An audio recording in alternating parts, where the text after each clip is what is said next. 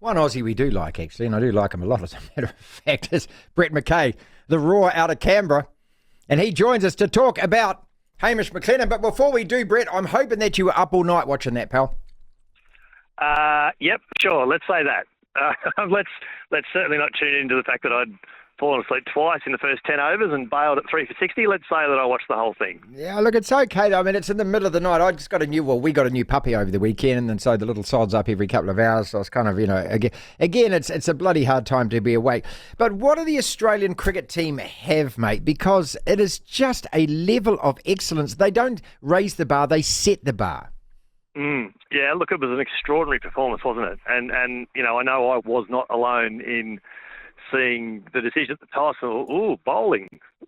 This could be interesting. But it turned, like, the way that they bowled and the way India didn't quite adapt to the way the wicket wasn't quite coming on to prove to be a masterstroke. And as soon as they had Kohli at, 3 for 80 odd or something like that, all of a sudden the run chase was not going to be particularly big, and even 240 was probably 20 or 30 more than it should have been potentially. So, it was all going to be about the first 10 or 15 overs. You lost a couple of wickets in there, but as soon as Travis Head and Manus Labuschagne got set, they went on with it quite comfortably in the end, didn't they? Brett, I look at Travis Head. He, to me, is the perfect guy playing international cricket. He doesn't look like an athlete, does he? He looks like he's your Uncle Frank who's playing on the beach or the backyard, and there's always been an Australian guy like that. There is one or two likeable guys in the team, and him I do like. Yeah, look, he's an interesting one. He's certainly not what you'd call the perfect left-handed batsman. There are flaws in his game, but he, at some point in the last 12 or 18 months, he's just gone, you know what? I know what the flaws are. I know what my strengths are, and I'm just going to bat. And he's just flicked the switch now, and he's gone from that, that aggressive but error-prone middle order batsman to this top order guy who just wants to flail at everything, and it works for him. And if he gets a bit of width and he gets his hands in the right place, he can pull apart bowling attacks with imperity, and that was exactly the way he batted last night. He was playing the sort of shots early in his innings that used to be the norm for David Warner, and Warner's obviously on the downhill run in his international career, certainly.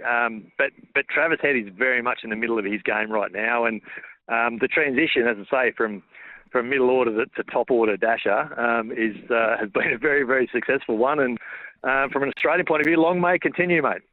Well, working on the sports desk, you've got another story that landed in your lap. I'm just going to play some audio about this, and then we'll rip into it. Hamish McLennan. So, no great surprise. We were messaging each other over the weekend, Brett, and I was just going back through some of those messages today, and the narrative changed almost on an hourly basis. Yeah, it's the way we do it in Australian rugby, mate. You know that. Yeah, look, it was an extraordinary, 48, 72 hours, really, wasn't it? As soon as the letter came through from the States and they released that fairly detailed media release, which included the letter, his position was the dictionary definition of untenable at that point. When 6 of the 8 states and territories are saying, we no longer have confidence in your ability to do the job, that's a fairly damning indictment. But for his reaction to that to be, well, I'm not going anywhere, speaks, I think, volumes for the character that is Hamish McLennan, and at times his inability to read the room. It was an extraordinary series of events. And, even on Saturday, there was the 2 board meetings initially. He wasn't invited to the first one on Saturday morning, and, asked for and was granted a 24-hour extension of that 5 p.m. Saturday deadline. That became 5 p.m. yesterday. But one of his first moves in that was to go straight to the Australian, straight to the Australian Financial Review papers, and essentially call for the members of the ACT and Queensland rugby unions to all call their own EGMs and roll their chairman. And that was an even more bizarre move, I thought, because as I mentioned, his inability to read the room. There's digging in, there's doubling down, and there's what Hamish McLennan did over the weekend. And there was just the longer this carried on, there was just no way it could continue. And it didn't surprise me in the end that there was an RA board vote that brought him undone. There was no way they could let that go to an EGM and let it carry on for another 60 days potentially. So I think in the end, the obvious decision's been made. And now, as we've said more than a few times in the last 15 to 20 years within Australian rugby, we get on with the job of trying to rebuild the game again. I want to talk about Daniel Herbert because I've met this guy and he was pretty impressive when I did meet him. But just back to McLennan, Brett McKay from the Roar out of Canberra is with us. We don't have a single figure like that in New Zealand rugby. Like our chairman as a chairwoman, as Dame Patsy used to be the Governor General, and they brought her in because they wanted more gender equality on the board. Then you've got Mark Robinson as a CEO who struggles to decide what colour socks he's going to wear in the morning, and I don't mean to be disrespectful by that, but he can't make any decisions. He just calls for reviews. Yet you've got one guy. It's like Peter V'landys. You always seem to have one guy who's in charge. Has that always been the case, and is Herbert going to have that kind of power and authority himself? No, Daniel Herbert's going to be a very, very different chair to what Hamish McLennan is, and the Peter V'landys comparison is a very apt one. He's very much he's made himself very much the face of the NRL hierarchy here. Anthony Abdo, I beg your pardon, the CEO is very clearly number two. This move, now that McLennan is gone, Phil Wall will become the very obvious leader now for Australian rugby, and that's frankly the way it should be. The CEO should be the one out in public, taking the barbs, making the announcements. The chairman, the chair and the board largely sit behind the scenes, putting in place the structures and the strategies to take the game forward, and the CEO is charged with delivering on those. And that is the way it is for not just sport. You can pick pretty much any business situation that has a board and CEO type situation. That's the way sports are typically run. And so somehow RA ended up in this situation where the chairman became more and more bullish over his tenure and started becoming more front and centre. And particularly these last 12 months, he was very keen to let, I think, everyone know who really was making the decisions. And even if those decisions weren't necessarily in line with things that have been said, and you think back now to Andy Marinoff, who was rolled as CEO back in April or May, and he objected to two major Hamish McLennan decisions. That was hiring Eddie Jones and signing Joseph Suaalii, both of them to big money contracts. And ultimately, Andy Marinoff now is looking. His judgment is looking a whole lot stronger than it did before. And that's not to say that it didn't look strong before.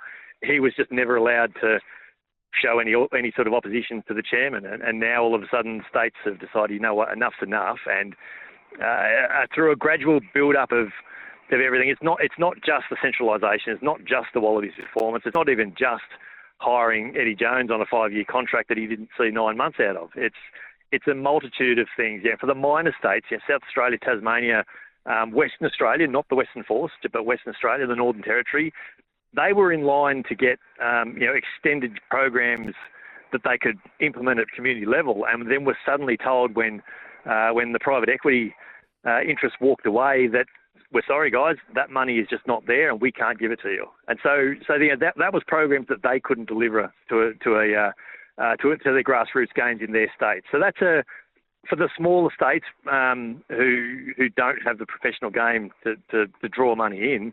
That's a significant part of their budget that was just disappeared overnight. So they had their agreements. There's obviously Queensland and the ACT were not happy with the way centralisation was being not so much pushed through, but rather bulldozed completely, and made those feelings known. And for now, I think what we'll end up with is probably what should have always been the focus to start with, and that is to centralise what can be centralised, the high-performance programs, so the players, the coaches, the S&C staff, training programs, recovery programs, all that sort of stuff.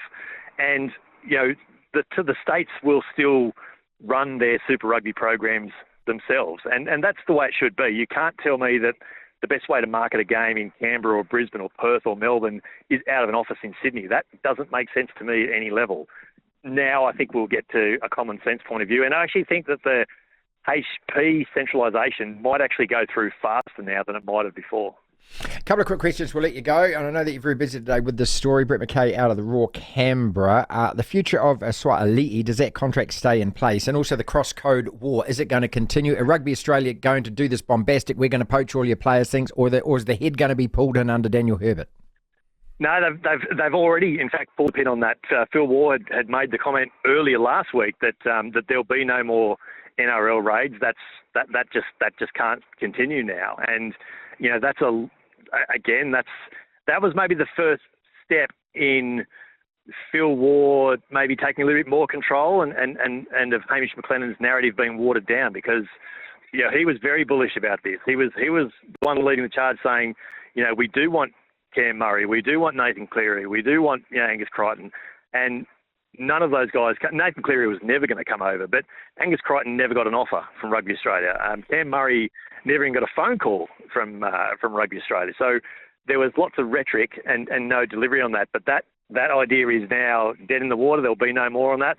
Whether Suaalii comes over now, that is actually a really interesting question. On one hand, from a financial point of view, maybe it actually makes sense that deal doesn't come through. And particularly now that the Roosters have made a few comments themselves over the weekend, saying that he's already telling us he'll be back in 2028. Well, if the guy's heart's not in it, then I think Rugby Australia would probably be entitled to ask the right question as to whether this deal actually should go ahead. So I think it's a bit of a watch this space on that one.